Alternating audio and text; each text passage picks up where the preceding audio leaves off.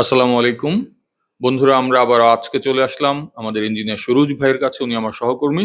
আপনারা যারা এর আগে আমার এই রকম ভিডিও দেখেছেন তারা জানবেন, অল্প হলেও আপনারা উপকৃত হয়েছেন। আমরা খাবার নিয়ে, স্বাস্থ্য নিয়ে, বর্তমান খাদ্য সামগ্রী এবং বর্তমান মানুষের যে অসুখ বিসুখ এগুলো নিয়ে কথা বলে থাকি সুরুজ ভাইয়ের সাথে। সুরুজ ভাই, আপনাকে আজকেও স্বাগত। আসসালামু আলাইকুম। আপনাকেও ধন্যবাদ অলি রহমান ভাই। তো আমি যে জিনিসটা আমাকে ভাবায় তোলে যে আমি একজন ইঞ্জিনিয়ার হয়ে কেন এগুলো নিয়ে পড়াশোনা করি এবং জানা। এটা আমার একটা আসলে হবি। জানার আগ্রহ থেকে এগুলো আমি নিয়মিত স্টাডি করি। স্টাডি করে আমি যেগুলো জিনিস আমি পেয়েছি ইন্টারন্যাশনাল জার্নাল, কিছু বই আছে, হ্যাঁ? বাংলাদেশের যে কিছু ডাক্তার আছে এক্সেপশনাল যেগুলো ফুড নিয়ে কাজ করে, নিউট্রিশনিস্ট নিয়ে কথা বলে। এগুলো নিয়ে আমি একটা সিনক্রোনাইজ করে দেখলাম যে আসলে আমাদের লাইফস্টাইলটা এত বাজে হুম, এবং আমরা যেগুলো খাচ্ছি এবং আমরা নিজেরাও জানি না। আমরা অঙ্ক করি কে কত টাকা সেলারি পায়, আমরা কে কত ভালো খাইতে পারতেছি, কোনটা খাইতে পারতেছি। অ্যাকচুয়ালি আমরা যে খাবারগুলো খাচ্ছি সেগুলো মরা খাবার, হুম। জীবিত খাবার না। জীবিত খাবারগুলো যে ডাইরেক্ট ন্যাচারালি যেগুলো আসে মানে তাপমাত্রা ছাড়া, কুকিং ছাড়া, বেকিং একটা ছাড়া। বেকিং ছাড়া মানে কেমিক্যাল ছাড়া, এগুলো প্রসেস ছাড়া এবং ফুড ইন্ডাস্ট্রি ছাড়া আমরা সরাসরি কনজিউম করব ডাইরেক্ট খাবারটা এবং বাচ্চাদেরকে একটা কলা খাওয়াবো, একটা আমড়া খাওয়াবো, তারপরে একটা পেয়ারা খাওয়াবো। যেটা হলো আমাদের জিওগ্রাফিক্যাল লোকেশনে যার অঞ্চলে যে ফলগুলা হয় সেটা হলো একটা শ্যাপা হিসেবে আল্লাহ পাক এটা দান করেছে। হুম, এটা অস্বীকার করার কোনো উপায় নাই। তো আরেকটা ব্যাপার হলো যে বাচ্চারা এখন যে ভুলভাল খাচ্ছে, আমাদের বাচ্চাদের মা যারা আছে তারাও হয়তো ব্যাপারটা জানেন না যে আপনি আপনার বাচ্চাটাকে তিলে, তিলে মারতেছেন। হ্যাঁ? আপনি যেটা হলো যে একটা লুডুস পাকায় দিচ্ছেন, সেখানে কি দিয়ে তৈরি করা? আমি যে জিনিসটা খাওয়াচ্ছি ইনগ্রেডিয়েন্টস। ingredients টা কি? হুম, বাচ্চারা যেটা খাচ্ছে আসলে ওইটা কি বাচ্চার জন্য সুইটেবল? এটা তো আপনারা কখনো কোয়েশ্চেন করেন না। হুম, বাচ্চারে চকোলেট খাওয়াচ্ছি। হুম। তো চকোলেটের মধ্যে কি দিয়ে তৈরি করতেছে? এগুলো ইন্ডাস্ট্রিতে মেশিনে তৈরি করে দিচ্ছে যে আসলে চিনি দিচ্ছে, রিফাইন এগুলা দিচ্ছে। তা আপনি একটা জিনিস বলি যে আপনার বাচ্চাকে চিনি খাওয়াচ্ছেন ঠিক আছে। আপনি কখনো দেখছেন যে দোকানে যেয়ে দেখবেন যে ১ কেজি আখের গুড়ের দাম কত? তা আমি গত সপ্তাহে ১ কেজি আখের গুড় কিনলাম ৳১৫০ কেজি। আচ্ছা।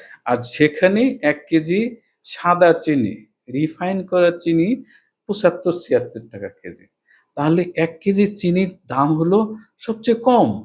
তো হুম, আপনি কখনো কোয়েশ্চেন করছেন কি যে এত কমে কিভাবে দিচ্ছে?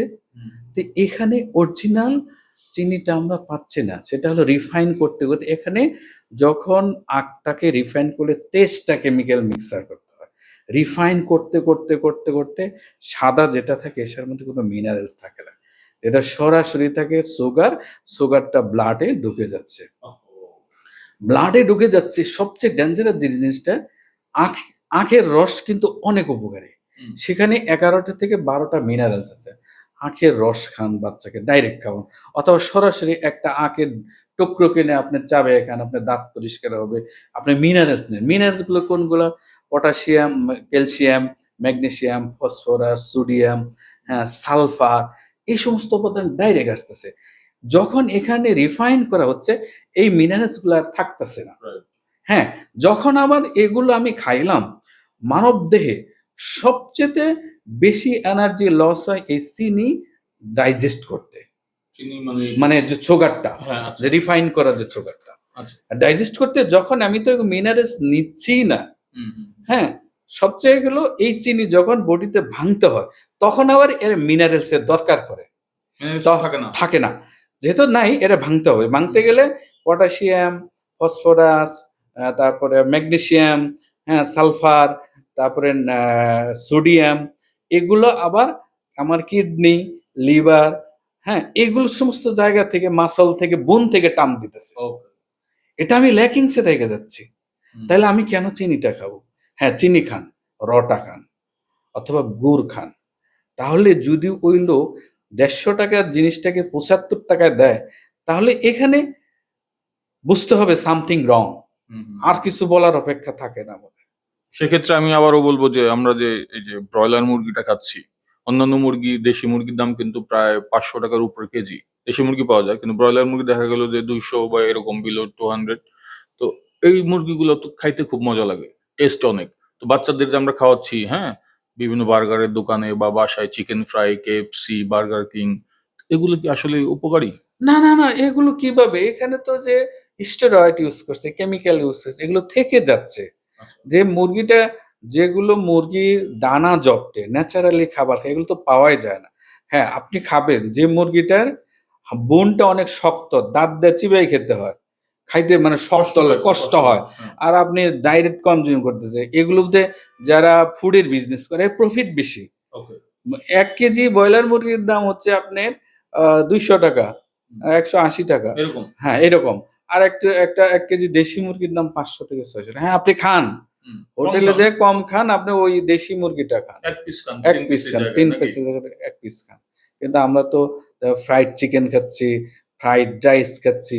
এগুলো খাইয়ে আমাদের যে এগুলো খাওয়ার পর এগুলো জিআই নাম্বার বেশি, গ্লাইসেমিক ইনডেক্স নাম্বার বেশি। অনেক সময় বাচ্চাগুলো মোটা হয়ে যাচ্ছে।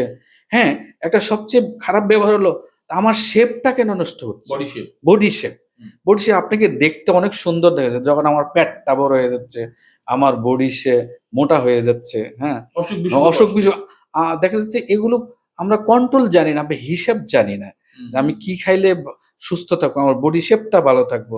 যাক নায়ক-নায়িকারা কেন তাদের স্বাস্থ্য ভালো, ফিটনেস রাখে। ফিটনেস তাদের নিউট্রিশনিস্ট থাকে তারা কি খাচ্ছে।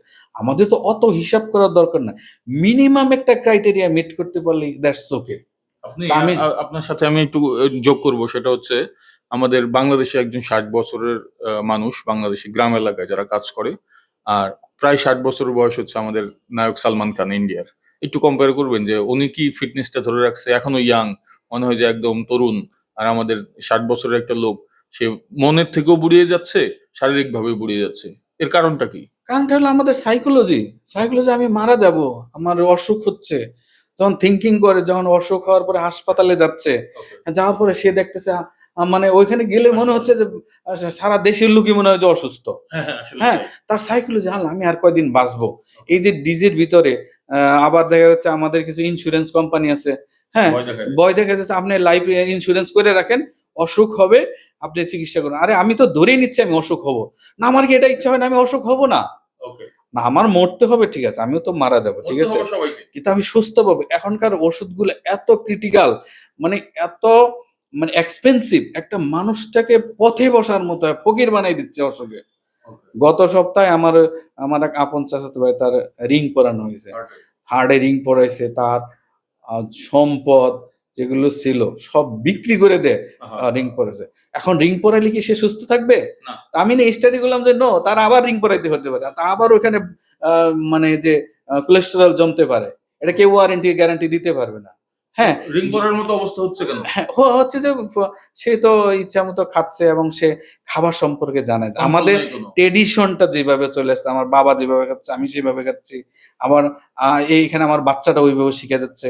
তো এখনকার বাচ্চারা দেখা যায় যে খাওয়ার সময় সে মোবাইল দেখতেছে, হুম। টিভি দেখতেছে। মোবাইলে কিছু ইউটিউবার আছে। এখানে এই দেখা যায় ছোট, ছোট কি বলে? কিন্ডার জয়। এগুলো দেখো হেভি দাম। এটা কতটুকু স্বাস্থ্যসম্মত? আমি তো বাচ্চাটি মানে সুন্দর করে কিনে দিচ্ছি। ওকে। হ্যাঁ? কিন্তু আসলে কি ওটা কি স্বাস্থ্যসম্মত? না, একে আমরা কোয়েশ্চেন করি? হ্যাঁ, আপনার বাচ্চাটাকে কি খাওয়াবেন? তাকে টিফিন বক্সে বাসা থেকে খাবার পাঠায় দেন। একটা ন্যাচারাল ফুড। Natural food. একটা আপেল পাঠায় দিলেন, একটা কলা দিয়ে পেয়ারা। দিলেন, তুমি পেয়ারা দিয়ে দিলেন, তুমি এটা খাবা। এটা কি ডাইরেক্ট মিনারেলসটা সে নিবে। এখন আমরা vitamin A, B, C, D এগুলো নিয়ে চিন্তা করি। নো, আপনার বডিটা কি দিয়ে তৈরি? এইটা আগে চিন্তা করেন। হুম, হুম, হুম। আমি কি খাদ্য খাচ্ছি এবং কত ক্যালোরিতে খাচ্ছি? ওকে। আমার খাওয়ার দরকার, আমার বেবিটার খাওয়ার দরকার হলো ১৫০ ক্যালোরি। আমার বেবিটাকে আমি জোর করে খাওয়াইতেছি ৩০০ ক্যালোরি। হুম, তো আমার এই ফুডটা তো আমার ব্যাকফায়ার করবে। হুম, হুম। এক্সট্রা ফুডটা। তো আমার মারা যাচ্ছে তার বাচ্চাদের অতিরিক্ত খাওয়াচ্ছে। না, বাচ্চাদের ছোট, ছোট মিল খাওয়ান। বাচ্চা সুস্থ থাক, কয়েকবার খাওয়ান। খেলাধুলা করুক। হুম, তাকে মাটিতে নামাই দেওয়া উচিত। হুম। সে কাদা লাগবে শরীলে। আমরা তো জানেন? মাটিতেই খেলে বড় হয়েছি। মানুষের কাদা হইলো জীবাণুনাশক, মাটি জীবাণুনাশক। মানুষের বডিতে ইলেকট্রন আছে। ইলেকট্রন গ্রাউন্ডিং হয়ে যায় এবং উপকারী ইলেকট্রন গুলো মানুষের বডিতে চলে আসে। ওকে। আমাদের ন্যাচারাল মাটি থেকে, গাছ থেকে।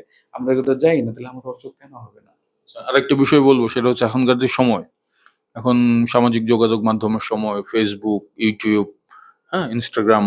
তো এখানে প্রচুর পরিমাণে খাবারের ভিডিও আসতেছে, ব্লগ আসতেছে, রিলস আসতেছে, হ্যাঁ?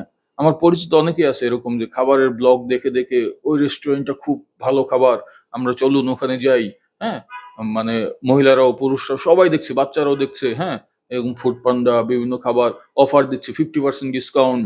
হ্যাঁ, তো এই খাবারগুলো আমরা কেন খাবো? এই খাবারগুলো কি খাওয়া উচিত এভাবে? না, না, আমরা তো অফারের জগতে প্রবেশ করতেছি। একটা টিভিতে দেখবেন, একটা নাটক দেখলেন আপনি। নাটকটার মধ্যে পরপর ২ মিনিট পর, পরে বিজ্ঞাপন দিচ্ছে। কেন? বিজ্ঞাপন কেন এতবার দিতে হচ্ছে? মানুষের মেমোরিতে 0.5 সেকেন্ড একটা স্মৃতি ধরে রাখে। তো বারবার দিচ্ছে, আপনার মেমোরিতে তার প্রোডাক্টের নামটা এমনভাবে ঢুকাই দিছে, আপনার ফ্যামিলির মেমোরির সেলের মধ্যে স্টোর হয়ে গেছে নামটা। তো ব্লগাররা কি করছে? দিয়ে দিচ্ছে মানুষ কাছে। আপনি একটা কথা জিজ্ঞেস করেন ব্লগারকে, যে আজকে যে খাদ্যটা তৈরি হয়েছে, খাদ্যটার মধ্যে কত ক্যালোরি শক্তি আছে, বলতে পারবেন। এটার জিআই নাম্বার কত, এবং আমার যে আমি হোটেলে কিনে খাবো এত ক্যালোরি খাবো, আমার কি 200 ক্যালোরি খাবার খাবো। যে খাবারটা তৈরি করছে গ্রামের অশিক্ষিত, এবং সে জানে না, মানে বুয়া হুম, হুম, হুম। বুয়াই পাক করে দিছে, ওই খাবারটা আমি খাচ্ছি। হোটেলে তো বুয়ার লেভেলে যারা কাজ করতেছে তারা, কিন্তু আমিও তার কাছ থেকে খাদ্যটা কিনে খাচ্ছি। হুম। আমার আর যাওয়ার জায়গা নেই। সে কি কখনো, সে নিউট্রিশনিস্ট, সে কি খাবারের মানটাকে সঠিকভাবে নিয়ন্ত্রণ সে করছে? তো খাবার হ্যাঁ, সম্বন্ধে উৎসাহ দিচ্ছে সে যে খাক, তুমি এটা এখানে খাও, আসুন, এটা খাও, এটা খুব মজাদার খাবার। মজাদার খাবার, মুখরোচক খাবারগুলা হ্যাঁ। খাইয়ে আমাদের বডিটা 12টা তারা বাজাচ্ছে। আবার মার্ক দেয় 10-এর মধ্যে 8, হ্যাঁ, 10-এর 10 এর মধ্যে মধ্যে 9, 9। হ্যাঁ, আউট অফ 10, 9 এরকম মার্ক দেয়। হ্যাঁ। কিন্তু আসলে ওই খাবারটা খেয়ে আমি নিজেও দেখেছি রেস্টুরেন্টের খাবার বা একটা বিয়ের বাড়িরও খাবার, হ্যাঁ, খুব মুখরোচক খাবার, গুরুপাক খাবার। খাবার খাওয়ার পর ওইদিন ওই রাতে কিন্তু ঘুম ভালো হয় না। না, না, আপনারও এরকম হয় না? না, না, ঘুম তো হবেই না। এগুলো আরো বিরূপ প্রতিক্রিয়া করবে। যেমন আপনি একটা খাবার খাবেন, ওই খাবারটা কোন খাবারটা খেলে আমার হজম হবে, হুম। এবং খাবার খাইতে হবে প্যাকেজ অনুসারে। ওকে। আপনি গরুর গোস্ত খাইলেন, গরুর গোস্ততে আপনি কার্বোহাইড্রেট ভাত কম খাইলেন, মাংসও খাইতে হবে, অ্যামাইনো অ্যাসিড লাগবে। সেখানে আপনার সালাদ ড্রেসিংটা থাকবেই মাস্ট। যে আপনি যেখানে বিরিয়ানি দিয়ে খাইতে হবে, আমার লাল চালের ভাত দিয়ে খান। হুম, হুম, হুম। আমি আরেকটা ইন্টারেস্টিং তথ্য বলি, কেন লাল চালের ভাত? হযরত মুহাম্মদ সাল্লাল্লাহু আলাইহি ওয়াসাল্লাম, আমি যে একটা বইয়ে পড়লাম যে হযরত মুহাম্মদ সাল্লাল্লাহু আলাইহি ওয়াসাল্লাম লাল চালের ভাত খাইতেন, এবং জব এবং লাল রুটিটা, আটার রুটিটা ওকে। খাইতো। তো এইখানের মধ্যে যে ভিটামিন বি কমপ্লেক্সটা থাকে, ভিটামিন বি1, ভিটামিন বি3, বি6, বি12 যে উপাদানগুলো থাকে, এটা মিনারেলসটা থাকে। হুম, হ্যাঁ, হুম, এটা ডাইজেস্ট করতে, ফাইবার জাতীয় খাবার ডাইজেস্ট করতে মানে বডির অত পরিশ্রম করতে হয় না। আমাদের এটাও ডিসচার্জে চলে যায়। আবার যেগুলোর মধ্যে মানে ভিটামিন বি কমপ্লেক্স নাই, হুম, সে আমরা সাদা চালের ভাত খাচ্ছি, মেশিনের চাটার ভাত। আমার মহিলারা কি করে, এটা ভাতের মাঠটা ফেলে দিচ্ছে। হুম। এটা কিছুই থাকে না, শুধু ভাতটাই খাচ্ছি আমরা। পেট ভরার না, জন্য। পেট ভরা। কিন্তু এইখানে এই খাদ্যটাকে ডাইজেস্ট করার জন্য উল্টা ভিটামিন বি কমপ্লেক্স লাগছে। ওকে। এইটা আবার টান মারে বডির থেকে। রাইট। একদিক থেকে তো ঢুকতেছেই না, ক্ষতি হবে। আবার বডির থেকে শোষণ করে লাগে ওর, ডাইজেস্ট হজম করার জন্য করতে লাগে। হজম করতে লাগতেছে। তাহলে আপনার বডিটা তো সবসময় ল্যাকিংস এর মধ্যে থাকতেছে। তাহলে রাইট। আপনি কিভাবে সুস্থ থাকতে আশা করেন? না, ঠিক এই আছে। কথাগুলো কেউ আপনাকে বলবে না। না, এই কথাগুলো যে আমরা বলছি তার মানে এই নয় যে আমাদের কথা আপনাদের শুনতে হবে। আপনারা একটু স্টাডি আপনি করবেন। স্টাডি করে, আপনি স্টাডি জেনে বুঝে, হ্যাঁ, করেন। আমরাও স্টাডি করেই বলছি। তা আমি এই কথাগুলো তো আমি মুখে বানানো না। আমি তো ইঞ্জিনিয়ারিং টার্ম বলতেছি না। না, রাইট। আমি ন্যাচারাল খাদ্য নিয়ে, হ্যাঁ, ন্যাচারাল খাদ্য আপনি কম বেশি খাইলেও সমস্যা হবে না। যতটুকু দরকার বডিও ততটুকু নিবে, বাকিটা ফেলে দিবে। হুম। ঠিক আছে? একটু তবে তবে আমি আপনাদের বলবো যারা দেখছেন যে আমরা দুজনই এখন যারা আছি সুরুজ ভাই এবং আমি অলিউর রহমান খান, আমরা আমাদের মহানবী হযরত মুহাম্মদ সাল্লাল্লাহু আলাইহি ওয়াসাল্লামের উম্মত। আমরা নবীজির আদর্শ মেনে চলি এবং আমরা হাদিস থেকে যেটা জানতে পেরেছি তা হচ্ছে নবীজি কিন্তু খাওয়ার ব্যাপারে একটা নির্দেশনা দিয়েছেন আমাদের। তা হচ্ছে খাবারটাকে ৩ ভাগে ভাগ করেছেন। যে সেই ভাগ নিয়েই সুরুজ ভাই আমার সাথে ক্যামেরার রেকর্ডিং এর আগে বলছিলেন। সেটা আমি আবার শুনতে যাচ্ছি ওনার কাছ থেকে। তো আপনি কখনো চিন্তা করছেন আমার যে পেটের ভলিউম, মানে ক্যাপাসিটি, যেটা হলো সাম ক্যাপাসিটি যদি বলি, আমার অ্যাডাল্টদের জন্য পেটের ভলিউম কতটুকু? কতটুকু খাবার কম, আটবে? হ্যাঁ, আনআটবে। টোটাল ভলিউম হলো ১.৫ লিটার, 1.5 লিটার। তো এটা মানুষের মানে ছোট বড় অনুসারে ভ্যারি করে। ভেরিয়েশন হতে পারে। তো অ্যাডাল্টদের জন্য একটা থাম্ব রুল অনুসারে 1.5 লিটার। হুম। এখানে দেখি কি সুন্দর একটা সায়েন্স। তো এইখানে ৩টা ভাগ করলে এক ভাগে আসতেছে মানে 1/2 লিটার করে। ওকে। তো ১ লিটার, 1/2 লিটার থাকবে আপনার পানি প্রথম ভর্তি। ৩ ভাগ করলে। হ্যাঁ, ৩ ভাগ করলে। আর হাফ ভাগ থাকবে আপনার খাদ্য। আর হাফ ভাগ থাকবে আপনি এমটি থাকবে, খালি। খালি থাকবে। কাজ করার হ্যাঁ, মানে শক্তি হ্যাঁ, বাড়ায়। হজম করার জন্য এবং Yes. মানে ডাইজেস্ট হওয়ার জন্য প্রপারলি ওখানে একটা বায়ু জায়গা থাকতে হবে, Okay. বায়ু প্রবেশ করাইতে হবে, ওখানে তো Right. জায়গা থাকতে হবে, সেক্ষেত্রে আপনার ডাইজেস্টটা প্রপারলি হবে। কিন্তু আমরা যখন খাইতে বসে আমাদের পেট না ভরলে আমরা তো উঠি না, চোখ ভরতে হবে, মন চোখ ভরতে ভরতে হবে, হবে। এইটা হলো একটা সমস্যা। হ্যাঁ। তা আমরা এইটা যদি আমরা এই নিয়মটাও মেনে চলি তাহলে আমরা সুস্থ থাকতে পারবো। ঠিক আছে। আর এই যারা আপনারা মেহমান আসলে বাসায় মেয়ের জামাই, হ্যাঁ, বা অন্য কেউ অফিসের বস, সিনিয়র কেউ, বিদেশি কেউ আসলে জোর করে খাওয়ান, এটা কিন্তু খুবই অন্যায়। জোর করে খাওয়াবেন না, খাবার দেয়া থাকবে আপনারা নিয়ে খেতে পারেন। আর আমার যখন অসুস্থ ছিলাম, আমার একবার পা ভেঙে গেছিল, তো পঙ্গু হাসপাতালের একজন ওই কি বলে ওটাকে, ব্যায়াম করায় যে, তো উনি আমাকে বাসায় আসতেন, উনি রেগুলার এই যে ফিজিওথেরাপি করাতেন। তো উনি বলছিলেন যে আপনার ওজন কিন্তু বেড়ে যেতে পারে, তো একটা জিনিস করবেন, সেটা হচ্ছে যতটুকু আপনি খেতে চান প্লেটে একবার নিয়ে নিবেন। সামনে আপনার যদি ভাত থাকে, সেই ভাতটুকু থাকলে আপনার খেতে ইচ্ছা করবে, আবার আর এক চামচ নেই, আরেক চামচ নেই, তো আপনি যতটুকু খাবেন প্লেটে একবার নিয়ে নিবেন, যত পরিমাণ আপনি খেতে পারবেন, এরপরে আর কিছু নিবেন না। তো সুরজ ভাইকে অসংখ্য ধন্যবাদ। আমরা আরো বিষয় নিয়ে পরবর্তীতে কথা বলবো। আমাদের একটা ইম্পর্টেন্ট বিষয় ছিল ম্যাগনেসিয়াম, এই বিষয়টা নিয়ে আমরা পরে কথা বলবো, কারণ এমনিতেই লম্বা হয়ে গেছে ভিডিও। তারপরেও শেষ একটা প্রশ্ন করে শেষ করছি আজকে, যে এখনকার সময় মানুষ, বাংলাদেশের মানুষ তো এত মোটা ছিল না আগে, এত মুটিয়ে যাচ্ছে কেন আমরা? মনে হচ্ছে আমরা সবচেয়ে বেশি খাই কার্বোহাইড্রেট। আপনি একটা দোকান, গ্রোসারি শপে দেখবেন চিপস, বিস্কিট, চানাচুর, তারপরে কেক, পেস্ট্রি, তারপরে আমাদের এখন বড় জিনিস জন্মদিনে কেক কাটতে হবে। হ্যাঁ, এই কেকটা হলো মানে স্বাস্থ্যসম্মত খাবার না। হ্যাঁ, মানে আমরা বুফে খাচ্ছি। হ্যাঁ, দেখা যাচ্ছে আমরা, হ্যাঁ, আপনি খাইতে পারেন যে আপনি এত হিসাব করতে হবে। আপনি একবেলা বেশি খাইলেন, আরেক বেলা একটু কম খান। আপনি মিলায়ে খান। হ্যাঁ। তা আল্লাহ পাক আমাদের স্বাস্থ্যটা যেমন যায় না, যে আমার বডিতে যে খাদ্য না থাকতো, ইঞ্জিনের মধ্যে যে সাথে, সাথে যদি বডি স্টপ হয়ে যেত, তাহলে মানুষ রাস্তাঘাটে পইড়া মইরা থাকতো। হ্যাঁ? এটা তো এরকম ৭ দিন পর্যন্ত, আপনি ১ মাস পর্যন্ত না খেয়ে থাকলেও আপনি বাঁচবেন। ১ মাস। আপনি ২ মিনিট বাঁচবেন না বাতাস ছাড়া। ৭ দিন আপনি পানি খেয়েই বাঁচতে পারবেন, পানি ছাড়াও বাঁচতে পারবেন। হ্যাঁ? তো এখন আপনি দেখা যাচ্ছে আপনি ১ মাস যদি না খেয়ে থাকতে পারেন, কিন্তু আমাদের খাইতে হবে কেন? খাওয়াটা একটু হিসাব করে খাই। তা আপনি যেখানে ইকোনমিক্যালি লস হচ্ছে, হ্যাঁ, আমরা খাই করতেছি। হ্যাঁ? অ্যাকচুয়ালি খাওয়ার জন্য কত টাকা খরচ হয়? এবং খাওয়ার নিউট্রিশন ভ্যালু যদি হিসাব করা হয়, হ্যাঁ? তাইলে আপনি ওই হিসাবে যদি খান, তাহলে আপনার উচ্চ দামে খাদ্য কিনতে হবে না। আপনি কম দামে সেম নিউট্রিশন ভ্যালু ভালো খাবারটা পাচ্ছেন। কিন্তু আপনার সিলেকশন করতে হবে। আপনার বাজারে বুঝতে হবে, হ্যাঁ, এইটা আমার জন্য অ্যাপ্রোপ্রিয়েট। হ্যাঁ? অনেকেই খাবে যাদের টাকা পয়সা আছে, বেশি রেঞ্জের খাবার খায়। কিন্তু বেশি রেঞ্জের খাবার খাইলে বেশি নিউট্রিশন পাওয়া যায় না। রাইট। আমি সুরজ ভাইয়ের, আমি রিসেন্টলি আমরা বান্দরবান গিয়েছিলাম। সেখানে পাহাড়ের একদম গহীন অঞ্চলে কিন্তু মানুষের বাস। তারা ওখানেই থাকে। তারা আদৌ আ ট্রিটমেন্ট পায় কিনা অসুখ-বিসুখ হলে আমি জানি না। ওখানে চিকিৎসা ব্যবস্থাও খুবই নাজুক।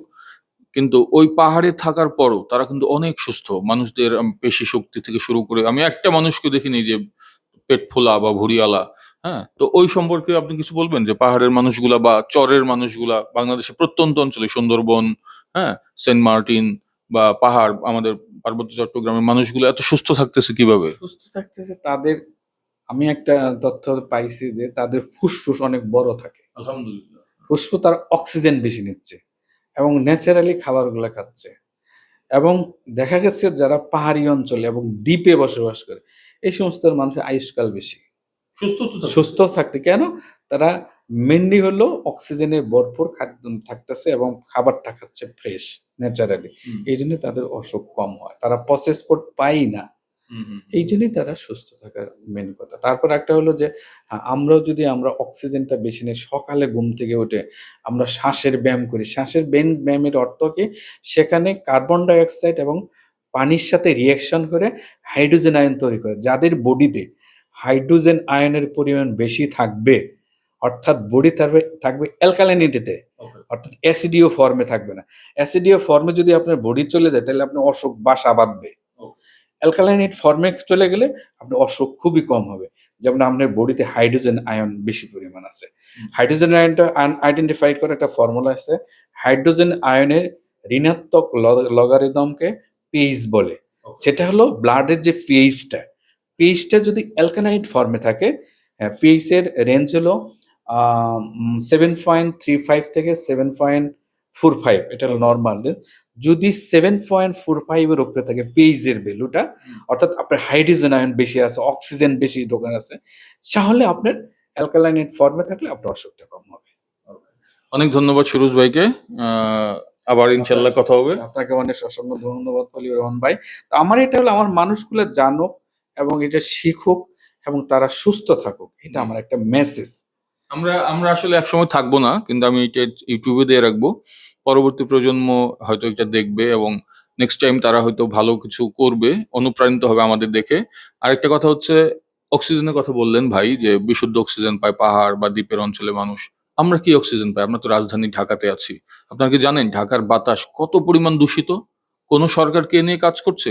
এখনকার যে পরিবেশ উপদেষ্টা সৈয়দ রেজওয়ানা হাসান, উনি তো বড় বড় কথা বলতেন আগে, কিন্তু উনি কতটুকু কাজ করলেন আমাদের এই পরিবেশ নিয়ে? আমাদের ঢাকাতে গাছের সংখ্যা কমে গেছে, আমাদের বায়ু দূষণ, আমাদের ট্রান্সপোর্ট দেখেন, কালো ধোঁয়া বের হচ্ছে গাড়ি থেকে। কোনো বিকার নাই, কারো কোনো দেখার কেউ নেই। জিরো কার্বন নিয়ে কথা বলছেন, 000 নিয়ে কাজ করছেন আমাদের প্রধান উপদেষ্টা সারা বিশ্বে, কিন্তু আমাদের দেশের কি অবস্থা? আমাদের শিল্প কলকারখানা, আহ, বায়ু দূষিত হচ্ছে, পানি দূষিত হচ্ছে, মাছ আমরা মরে যাচ্ছে, কেমিক্যালে ভরা আমাদের দেশ। আমাদের দেশ নিয়ে চিন্তা করতে হবে না? সবার দৃষ্টি আকর্ষণ করছি। ভালো থাকুন সবাই। আল্লাহ হাফেজ। আসসালামু আলাইকুম।